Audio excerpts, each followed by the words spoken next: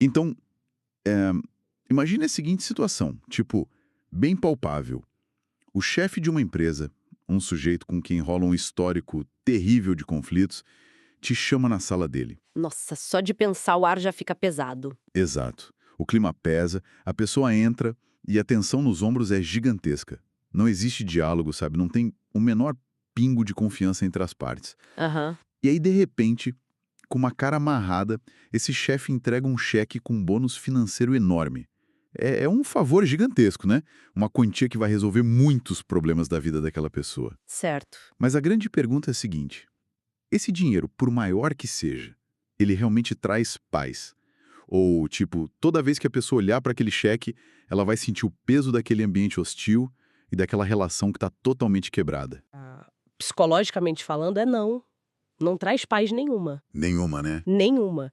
Na verdade, receber um favor imerecido de alguém com quem não se tem um relacionamento resolvido pode ser tipo uma forma de tortura emocional. O favor pelo favor se torna um fardo, fica parecendo uma dívida invisível que esmaga o indivíduo, sabe? Pode crer. E é exatamente por essa porta incômoda que a gente vai entrar na nossa análise de hoje. Porque nós estamos debruçados sobre um material riquíssimo. É um quadro de pensamento milenar, estruturado no primeiro capítulo da carta aos Efésios. E a genialidade desse conteúdo, né, é que ele não é só teoria. Perfeito, ele não é um artefato de museu de jeito nenhum. A gente vai explorar como essa estrutura opera quase como um mapa psicológico para resolver as angústias, a ansiedade e essa pressão esmagadora da nossa era moderna. E antes de darmos o próximo passo, se você já está gostando desse conteúdo, já se inscreve aqui no canal A Chave da Palavra e compartilhe este vídeo com quem precisa ouvir isso hoje. É muito importante que as pessoas acompanhem isso, porque o que torna essa reflexão tão pertinente para o nosso momento é que a gente costuma tratar a nossa exaustão mental, sabe, e as crises de identidade como se fossem novidades exclusivas da era da internet. Total. A gente acha que a culpa é só das telas, né? Exatamente. Mas o sistema operacional humano não mudou. A mente humana é a mesma. E o que a gente vai investigar aqui é uma proposta fascinante de como as pessoas podem encontrar uma base sólida, uma garantia real, antes mesmo de tentar lidar com o caos do mundo exterior. E vamos começar então pelo ponto de partida de qualquer interação humana, que é justamente aquela história do chefe do cheque que eu falei no início. Sim, a base das relações. A premissa central que abre esse estudo, ela faz uma distinção muito cirúrgica entre duas palavras que muita gente trata como se fossem sinônimos, que são graça e paz, Ah, isso é fundamental entender. né? O conceito de graça no texto é entendido simplesmente como o favor imerecido. É tipo a abertura de uma porta, aquele bônus financeiro. Mas o argumento forte é que o favor sem a paz é simplesmente insuportável. E a mecânica por trás disso é brilhante se a gente pensar bem. Pensa na dinâmica das relações transacionais de hoje em dia. Uhum. Se alguém concede um benefício gigante para outra pessoa, mas o relacionamento ali no fundo está manchado por culpa, medo, ressentimento, essa pessoa nunca vai usufruir daquele benefício com liberdade. Verdade. A pessoa vive pisando em ovos. Isso, vive pisando em ovos. A proposta dessa filosofia antiga é que o bem-estar verdadeiro só acontece quando a graça, que é o favor, vem absolutamente acompanhada da paz. Que é a alegria do encontro, né? Exato. É a liberdade de estar perante o outro sem a necessidade de vestir uma armadura. É se sentir agradável e aceita. Cara, é a diferença brutal entre um contrato super frio e uma relação de pertencimento real. E trazendo isso para nossa cultura atual, hum, nós vivemos em uma sociedade que exige uma performance ininterrupta de todo mundo. O tempo todo. Uma pressão absurda. As pessoas estão exaustas tentando, tipo, comprar favores, tentando garantir o próprio valor através do excesso de trabalho, daquela imagem perfeita e real nas redes sociais, do currículo que tem que ser impecável. É o cansaço do século, sem dúvida. Mas aí vem uma dúvida que eu fiquei martelando. O material propõe que essa paz com o Criador, o fato do ser humano ser feito agradável e aceito sem mérito nenhum, tira esse peso gigantesco da performance. Sim, tira totalmente. Mas espera aí, se a pessoa está totalmente aceita e em paz, isso não acaba gerando uma complacência? Tipo, onde fica o combustível para continuar lutando na vida real se não tem mais nada a provar para ninguém? Olha, essa é a grande armadilha do pensamento moderno. Nós somos ensinados a achar que o medo é o único combustível eficiente para o progresso. É o medo de perder o emprego, de ficar para trás. Exatamente.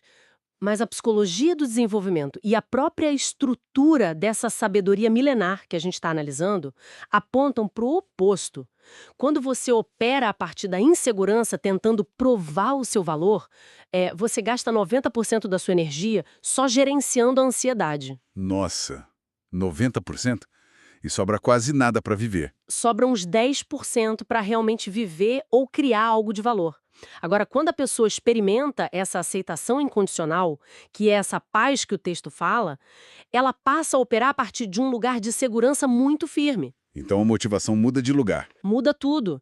A pessoa não trabalha mais para obter valor. Ela trabalha a partir do valor que ela já tem. O combustível deixa de ser o medo da rejeição e passa a ser tipo a liberdade de propósito. Caramba, isso faz todo o sentido do mundo. É tipo uma criança que sabe que é amada incondicionalmente em casa, né? Ela tem muito mais coragem para explorar o parquinho, para se arriscar, do que aquela que vive com medo de ser abandonada a qualquer momento. Essa é uma analogia perfeita. É a coragem que vem da segurança. Mas vamos descer um pouco mais para a realidade bruta do nosso dia a dia. Porque, assim, na teoria, operar a partir dessa paz e dessa segurança é maravilhoso, lindo. Claro. Mas e quando chega segunda-feira de manhã? A conta bancária está no vermelho, ou de repente um problema de saúde grave aparece na família, ou ainda a pessoa está afundada em uma depressão crônica sem ver saída. É aí que o teste de fogo acontece. Pois é, como que alguém mantém a certeza dessa aceitação quando o caos desmorona toda a vida prática? É bem nesse ponto que a nossa fonte de estudo introduz um conceito que eu confesso que fiquei muito intrigado. O texto usa termos como selo e penhor. Sim, e é uma escolha de palavras que merece uma investigação bem profunda da nossa parte. Em momentos de crise aguda, quando as emoções da gente simplesmente falham e a mente entra em colapso, o sentimento de paz evapora, não tem jeito. Some completamente, né? A pessoa só sente o desespero. Então, e é por isso que a estrutura desse pensamento não apela para a emoção nesse momento. Ela apela para uma garantia que é quase contratual. O texto afirma que a humanidade recebeu um selo irrevogável, que atua como o penhor de uma herança divina. Mas calma, penhor? Isso. E transacional para um texto que vinha falando de afeto. Pode parecer, num primeiro momento. Por que usar termos bancários ou legais para explicar algo tão profundo e espiritual? Não parece um rebaixamento do conceito de fé? Eu diria que é pelo contrário, é uma elevação da segurança. Pense bem na função de um contrato ou de uma garantia financeira no mundo real. Tá, vamos lá. Quando duas pessoas estão felizes e confiantes num negócio, um aperto de mãos basta, certo? Certo, tá tudo bem. O contrato de papel existe exatamente para o dia em que a confiança acaba, para o dia em que as coisas dão errado e o medo se instala. O penhor, que é aquele bem de altíssimo valor que o devedor entrega ao credor para garantir que vai cumprir uma promessa, ele não depende do humor de quem o segura. Ah, entendi. É algo objetivo. Muito objetivo. O conceito aqui é que o próprio Espírito Santo foi deixado no ser humano como essa garantia. É um adiantamento. Quando a pessoa está no escuro total, incapaz de sentir qualquer emoção positiva, a linguagem jurídica entra em cena. Para dizer que o acordo está mantido. Exatamente para dizer. Não importa o que a pessoa está sentindo agora, o depósito já foi feito. A promessa é inquebrável, independente das emoções daquela segunda-feira caótica. Certo. Entendi a força do argumento legal e objetivo. Mas aí vem a minha dúvida prática. Como que se acessa isso de verdade? Se a pessoa está lá, no fundo do poço, exausta, tipo sentindo que o universo inteiro esqueceu da existência dela, como esse tal depósito se manifesta no meio do desespero absoluto? Olha, a mecânica dessa manifestação é talvez a parte mais fascinante de toda a análise que a gente fez. Porque o penhor não atua como uma redoma mágica que vai anestesiar a dor. Ele não é um comprimido. Aham. Ele se manifesta através do atrito, através da resiliência pura. Funciona mais ou menos assim. Quando alguém está na pior fase possível, achando que não tem mais forças de jeito nenhum, e de repente no meio daquele breu surge uma pequena fagulha de frustração por estar daquele jeito. Um incômodo, né? Isso, um incômodo. A pessoa clama, às vezes chora. E uma única lágrima de arrependimento ou um desejo minúsculo mais real de ver a luz acontece de novo. Então, pera. O simples fato da pessoa estar inconformada com a própria dor já é a prova em si. Exatamente esse é o ponto central. Porque uma pessoa que está verdadeiramente derrotada, sabe? Alguém que perdeu absolutamente tudo por dentro, essa pessoa cai na apatia total. Ela não liga mais para nada. Faz sentido. A inércia completa é a verdadeira derrota. Total. Aquele pequeno movimento interno, aquela recusa quase irracional em ceder totalmente ao desespero. Essa fricção que a pessoa sente lá dentro. Essa é a prova viva de que a garantia está operando. Que visão poderosa. É o penhor lutando ativamente dentro do indivíduo para que ele não seja consumido pelo caos. É uma força colossal que opera, ironicamente, na fraqueza máxima de quem acompanha e vive aquilo. Nossa, isso muda completamente o jogo da forma como a gente enxerga a exaustão. Saber que a própria angústia de querer estar melhor já é o atestado, assinado e carimbado de que a força de recuperação está instalada dentro do ser humano. É libertador. E o que me deixa muito impressionado é como essa força interna imensurável contrasta de uma forma quase violenta com as forças externas que nós, como sociedade, criamos. Porque a discussão do texto não para só no indivíduo, né? Não, ela expande. Ela se expande para toda a civilização. E o material-fonte faz uma transição que eu achei espetacular, da fé milenar diretamente para a explosão tecnológica atual. É uma virada de lente fantástica que o autor faz. A filosofia que nós estamos explorando introduz a ideia de uma dispensação da plenitude dos tempos, que é uma forma bem erudita e elegante de descrever como o conhecimento é liberado para a humanidade ao longo da história. Aham. E antes de mergulharmos nessa parte da tecnologia, que na minha opinião é o ponto alto dessa análise, vale fazer uma pausa muito rápida aqui com quem acompanha o nosso bate-papo. Lembrem-se de continuar acompanhando os conteúdos e reflexões para a vida atual aqui no canal. São essas conversas mais profundas que nos ajudam a manter a clareza no meio de tanto ruído diário, não é verdade? Sem dúvida, fazer essas pausas para refletir é essencial hoje em dia. Mas voltando à tal da dispensação. O autor do texto usa uma metáfora que eu achei muito peculiar e visual, que é a metáfora da torneira. A famosa torneira da dispensação. A ideia de dispensar, nesse contexto mais profundo, é como abrir um registro, sabe? Uma válvula de algo que estava guardado em um reservatório infinito e que começa a ser liberado aos poucos para quem tem sede de conhecimento. E a linha do tempo histórica que ele desenha a partir dessa torneira é muito rica. Muito. A premissa é que o criador foi tipo abrindo a torneira do intelecto e da capacidade humana em diferentes eras. Primeiro, abriu-se a torneira da arte, e nós vimos toda aquela genialidade da Renascença, pintores majestosos e escultores criando obras que até hoje parecem insuperáveis, onde a pedra parecia literalmente respirar. Que loucura, né? Depois, abriu-se a torneira da música, e aí o mundo viu revelar compositores que decodificaram matemáticas sonoras geniais, definindo a cultura e a emoção por séculos inteiros. Mas por que uma torneira especificamente? Sabe, a imagem de uma torneira para mim implica controle. Implica que existe uma mão girando esse registro com a intenção clara. É porque a premissa é justamente essa. A evolução do conhecimento não é vista como um mero acidente randômico do tempo, sabe? Como se a gente tropeçasse na genialidade. É vista como uma liberação totalmente controlada e intencional para a evolução. O que nos leva diretamente para o cenário atual. Porque, segundo essa visão, nos tempos modernos, abriu-se com força total a torneira da ciência e da tecnologia. Foi o registro aberto no máximo, né? Sim. E o nível de detalhe prático que o material traz sobre isso é muito curioso. Nós tomamos tudo como garantido hoje. É normal ter tudo na mão. Mas se a gente parar para pensar de verdade, a capacidade que a gente tem de falar sem fio, instantaneamente, com alguém lá no Japão, Era um milagre cotidiano. é absurdo. A engenharia dos aviões imensos cruzando os oceanos com toneladas de carga. E o que eu acho mais impressionante ainda, o fato de que hoje nós temos médicos realizando cirurgias remotas em pacientes que estão em um outro continente, Guiando robôs? guiando braços robóticos através de telas de computador e relógios inteligentes, cara. Isso é o auge dessa torneira aberta, jorrando empurrando o conhecimento de uma forma tão agressiva e rápida que a própria comunidade científica às vezes mal consegue mapear as consequências de tantas descobertas que acontecem ao mesmo tempo.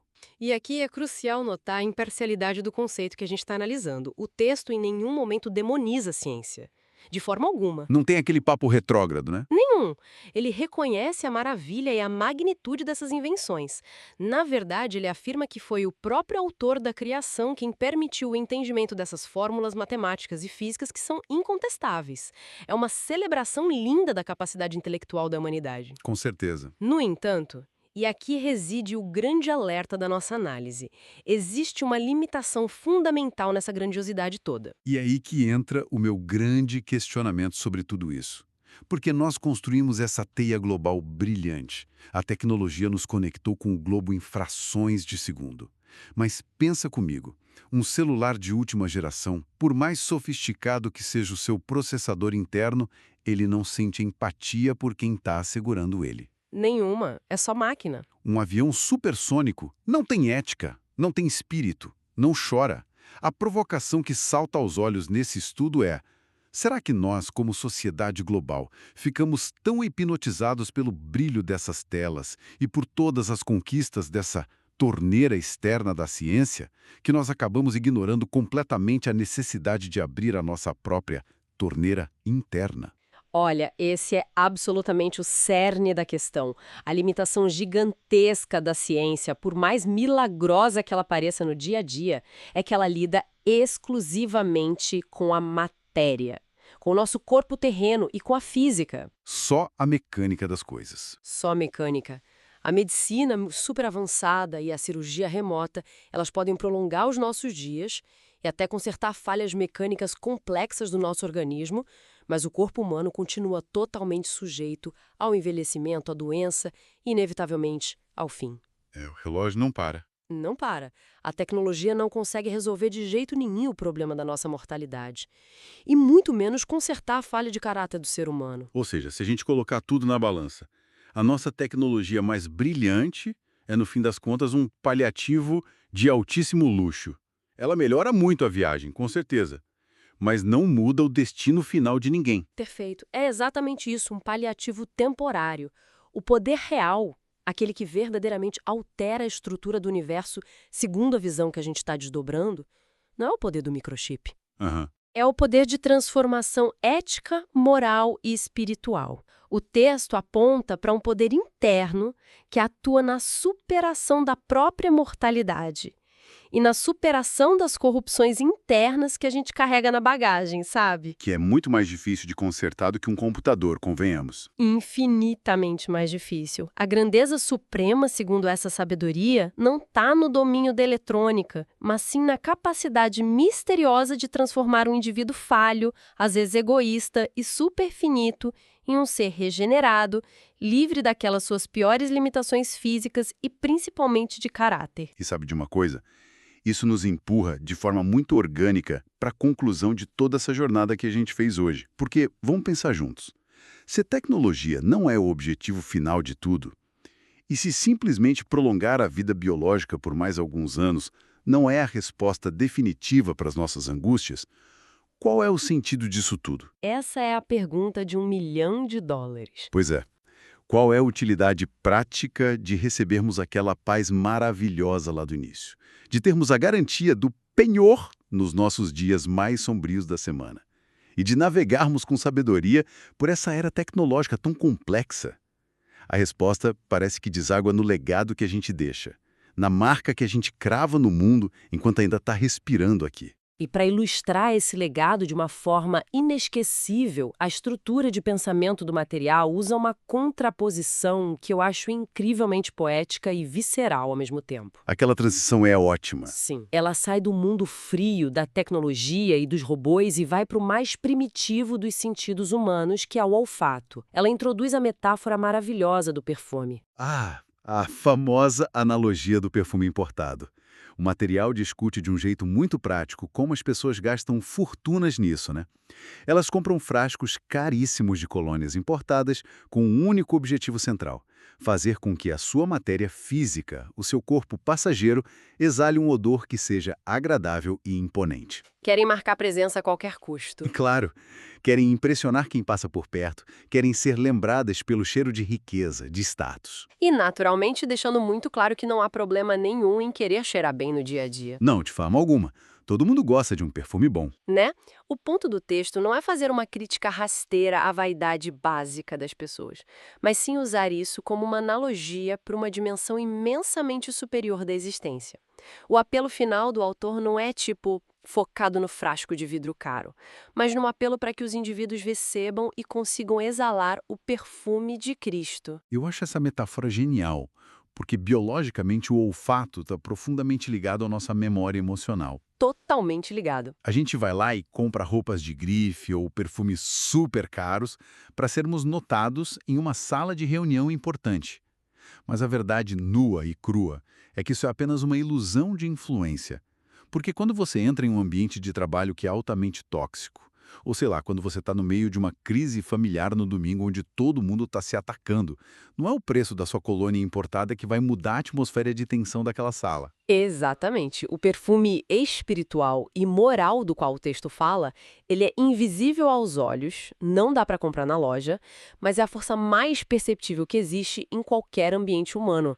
Trata-se da postura ética e da presença pacífica. É aquela pessoa que muda o clima. Isso, quando um homem ou uma mulher entra no caos completo de uma crise, mas carregando aquela paz sólida que nós discutimos lá no início. Quando essa pessoa mantém a retidão quando ninguém está olhando, quando ela escolhe respirar e ter paciência em vez de soltar um grito, ela altera literalmente a química emocional daquele ambiente inteiro. É imediato, Esserita. Sim, o mundo ao redor pode até não entender absolutamente nada da teologia ou da filosofia profunda que está por trás das atitudes daquela pessoa. Mas as pessoas sentem na pele, elas reconhecem instintivamente, sabe, a essência de integridade e de esperança que está emanando ali. A gente vê isso acontecer na prática o tempo todo. É sempre aquela pessoa na sua vida que você sabe que quando ela chega, parece que o nível de estresse da sala despenca. A ansiedade diminui. Ela carrega um antídoto invisível contra a toxicidade. É o perfume na prática. E conectando tudo isso com o grande painel que exploramos hoje. É como se a gente estivesse vendo, tipo, as engrenagens de um relógio muito complexo se encaixando perfeitamente. O material começou lá atrás, falando de um mistério super grandioso. A intenção de congregar, de unir todas as coisas soltas em uma harmonia perfeita. E o objetivo final de toda essa arquitetura gigante, o clímax dessa história milenar, não recai sobre os ombros de super-heróis.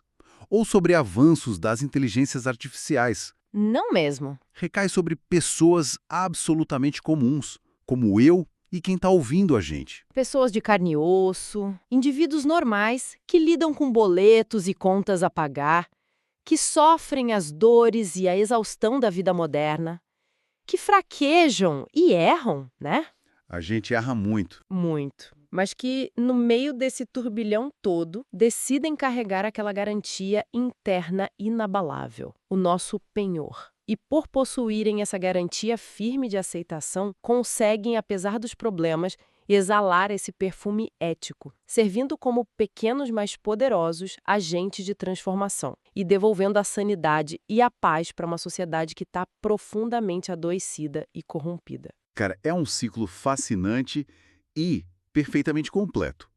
Para amarrar a grandiosidade da reflexão que a gente fez aqui hoje, nós começamos desconstruindo a diferença entre receber um mero favor transacional que esmaga e encontrar a verdadeira paz e aceitação nas relações. A base de tudo. Nós mergulhamos fundo na psicologia da nossa própria exaustão e acabamos entendendo que o penhor, que é essa garantia da nossa restauração, ele se prova vivo justamente naquela fagulha de frustração quando a gente se recusa a desistir deitado lá no fundo do poço. É a resiliência pura. Depois nós debatemos como a tal torneira da tecnologia mudou todo o exterior do nosso mundo, né? Conectando continentes. Mas provamos que a ciência sempre esbarra no limite intransponível da nossa mortalidade. E no fim das contas, a nossa maior conquista não é o que nós acumulamos com a tecnologia, mas sim o perfume invisível de ética, de resiliência e de graça, que nós deixamos nos ambientes por onde a gente passa. É a grande constatação de que a tecnologia mais sofisticada que existe no universo ainda é e sempre será a transformação do caráter humano. Perfeito. Nós abrimos nossa conversa achando que olharíamos para uma relíquia antiga, empoeirada, e encontramos um mapa absolutamente preciso e prático para nossa mente que é tão ansiosa hoje em dia. Nós discutimos que a torneira da ciência e da tecnologia já está escancarada, jorrando maravilhas e distrações pelo mundo afora. Mas, para quem está com a gente até agora, aqui fica o meu desafio e a minha reflexão final. Vamos lá. E se nós mudarmos a nossa perspectiva amanhã de manhã? E se nós começarmos a ver cada pequena interação diária? Tipo aquela conversa dificílima com um colega de trabalho, aquele momento de estresse absoluto no trânsito, ou a pressão absurda de uma meta que você não alcançou. Encarar isso não como um ataque do mundo contra nós, mas como a exata oportunidade que nós temos de abrir a nossa própria torneira interna de empatia, de paciência e de integridade. Que tipo de realidade incrível nós construiríamos se decidíssemos ser ativamente a paz que tanto falta no ambiente do outro? Olha, é uma reflexão que não deixa ninguém confortável, porque ela exige uma ação imediata no nosso dia a dia. O desafio está muito bem lançado para todas as pessoas. Se você gostou desse conteúdo, aproveita para se inscrever no canal A Chave da Palavra, compartilhe este vídeo e até a próxima reflexão. Tchau! Tchau!